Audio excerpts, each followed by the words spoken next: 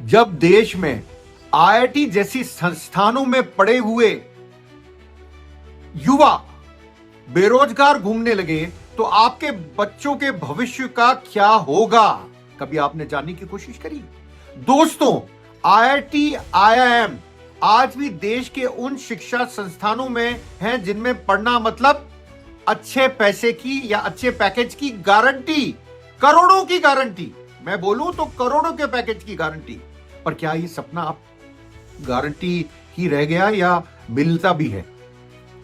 लेकिन मैं ये बोलूंगा अब ये सपना टूटने लगा है। मोदी के 2047 के विकसित भारत में नौकरियां और रोजगार का ऐसा टोटा है कि जाने माने अर्थशास्त्री भी इसे संकट बताने लगे हैं। आखिर ऐसा क्यों, किस लिए? इसी पे चर्चा करते हैं अगले कुछ चंद मिनटों में। मैं हूं अनिल शर्मा, आप लोग देख रहे हैं कुमकुम बिनवाल प्लेटफॉर्म। आप लोगों का बहुत बहुत स्वागत है इस प्लेटफॉर्म पे। मैं क्या बोला, क्या आईआईटी वालों को भी नौकरी नहीं मिल रही? देखिए, नौकरियां मिल भी रही हैं तो क्या उनको वो पैकेज मिल रहे हैं जो पहले मिला करते थे?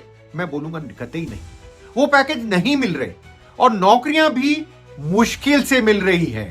अरे आप जानते हैं माता पिता और खुद बच्चा कितना जोर लगाता है आईआईटी करने के लिए। आईआईटी में जाने के लिए सैकड़ों लाखों की तादाद में बच्चे टेस्ट देते हैं आईआईटी कॉलेजेस में एडमिशन पाने के लिए, घंटों पढ़ाइयां करते हैं। आप देख लीजिए, राजस्थान में कोटा शहर है जो कोचिंग सिटी के नाम से ही मशहूर है। वहां पे बहुत बच्चे पढ़ने के लिए आते हैं, हजारों की तादाद में पढ़ने के लिए आते हैं। जब वो आईआईटी में जाते हैं तो क्या होता है? क्या उनको उनकी मनपसंद नौकरी मिल पाती है? क्या उनको अपना मनपसंद का करोड़ों का पैकेज अब मिल पाता है? ये एक बहुत बड़ा सवाल बनके उभरा है। और ये क्यों उभरा? क्योंकि आज रुचिर शर्मा, जो कि उनका एक मैं आर्टिकल पढ़ रहा था। अब आप पूछेंगे रुचिर शर्मा कौन? रुचिर शर्मा एक ग्लोबल इन्वेस्टर और साथ में लेखक भी हैं। आपने कई टीवी चैनल्स पे भी इनको देखा होगा बोलते हुए और बातें करते हुए। इन्होंने इकोनॉमी पे काफी, हिंदुस्तान की इकोनॉमी पे काफी बातें भी करी हैं।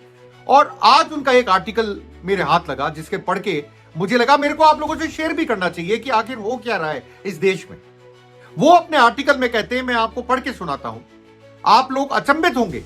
उनका जो डेटा है वो कुछ कुछ मैच करता है जो CMIE, centre for monitoring of Indian economy, जो कि भारत की अर्थव्यवस्था पे पैनी नजर रखती है, उसके बारे में भी बात करूंगा। पर पहले रुचिर शर्मा के बारे में बात करता हूं। अपने आर्टिकल में क्या कहते हैं?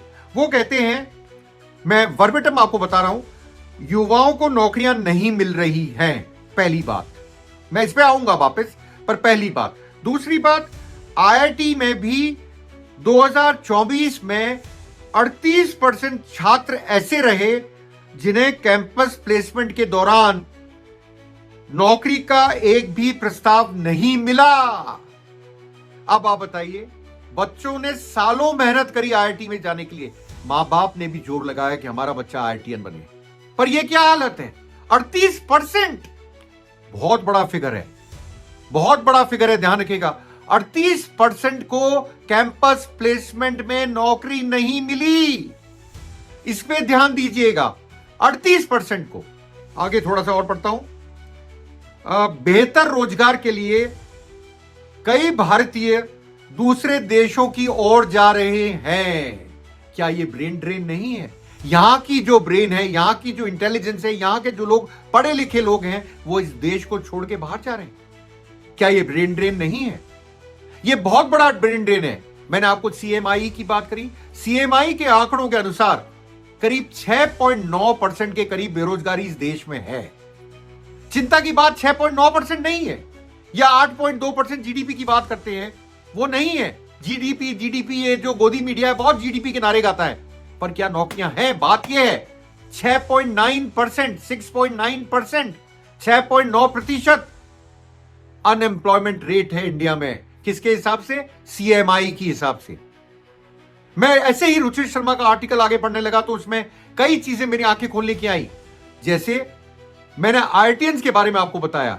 इसके अलावा मैं आपको यह भी बताना चाहूंगा कि यहां से पलायन करने वाले कितने लोग जा रहे हैं। पर पहले उससे मैं आपको बताना चाहूंगा ये कहां जा रहे हैं ज्यादा तक आईआईटीएंस, जहां उनको उनका ड्यू मिल रहा है, जहां उनको उनकी काबिलियत के हिसाब से पेमेंट मिल रहा है, वो देश हैं मिडिल ईस्ट, खाड़ी के देश, जहां वो ज्यादा जा रहे हैं, क्योंकि यहां उनको पास स्कोप नहीं है। स्कोप है तो पैसे कम मिलते हैं।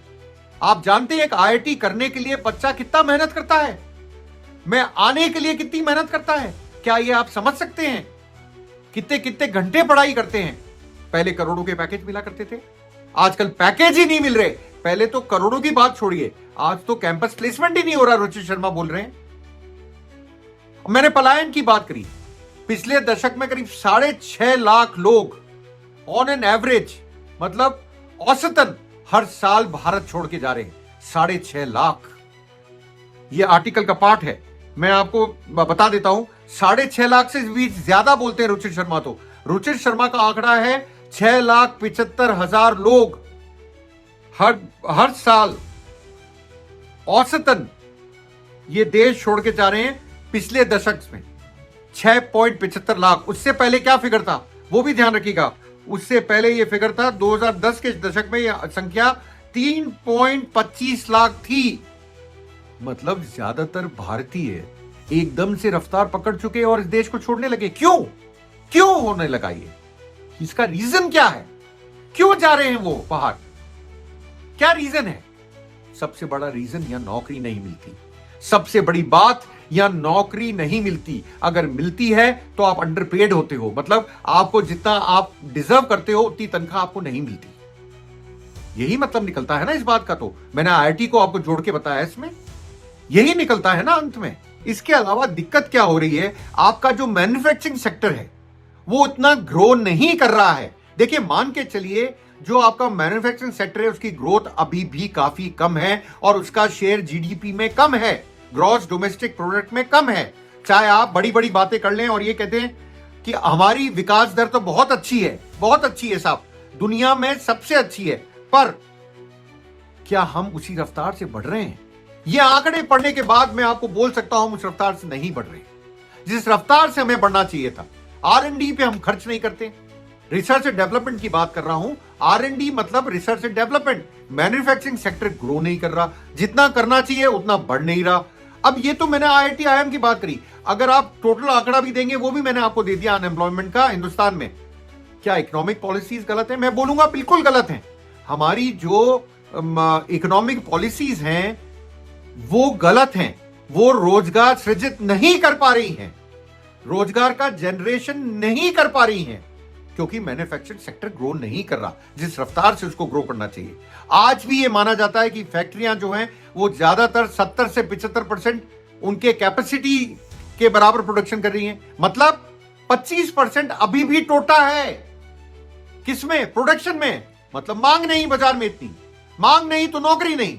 आप समझिए साइकिल है पूरी, है एक साइकिल चलती है, डिमांड सप्लाई। आप लोगों को तो पता होगा, कई लोगों ने इकोनॉमिक्स पढ़ी भी होगी, उनको समझ में आता है।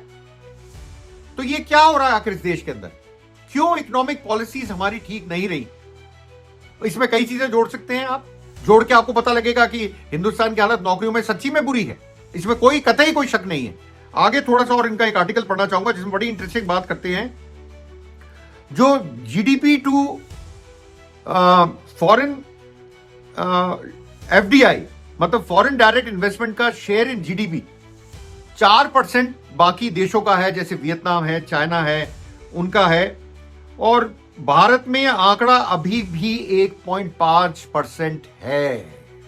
तो क्या हम बाहर से फॉरेन डायरेक्ट इन्वेस्टमेंट, बाहर का पैसा भी नहीं ला पा रहे, खासतौर से मैन्युफैक्चरिंग सेक्टर में? यह आंकड़ा पढ़ के यही लगता है, मैं नहीं बोल रहा हूं, रुचिर शर्मा बोल रहे हैं, यही लगता है। और यही हमें नुकसान पहुंचा रहा है ज्यादातर। आप मान के चलिए। अरे क्या करेगा IITian बेचारा पढ़ के जब उसको नौकरी नहीं मिलेगी? क्या करेगा IIM करके जब उसको नौकरी नहीं मिलेगी? दोनों भी कर लेता है तो भी नौकरी के लाले पड़े हुए हैं, लाले पड़ गए हैं। 38% को कैंपस प्लेसमेंट में नौकरी नहीं मिल रही, दूसरे देशों की तरफ देख रहे हैं, ब्रेन ड्रेन हो रहा है। यहां का नॉलेज जो है बाहर जा रही है, सिलिकॉन वैली जा रही है, खाड़ी के देश जा रही है। कमाल हो रहा है। और द ट्रम्प जो है वो कई तरह के टैरिफ की बात करने लगते हैं। इसके साथ साथ HB1 वीसा, जो ये लोग जो टेक्नोलॉजी वाले लोग थे बाहर जाया करते थे, उस पर भी कुछ अलग अलग पॉलिसीज लेके आ जाते हैं, तो उनका भविष्य अगर बाहर जाने का भी नहीं रहा तो वो क्या करेंगे? क्या करेंगे, कभी आपने सोचा है? सोचिए।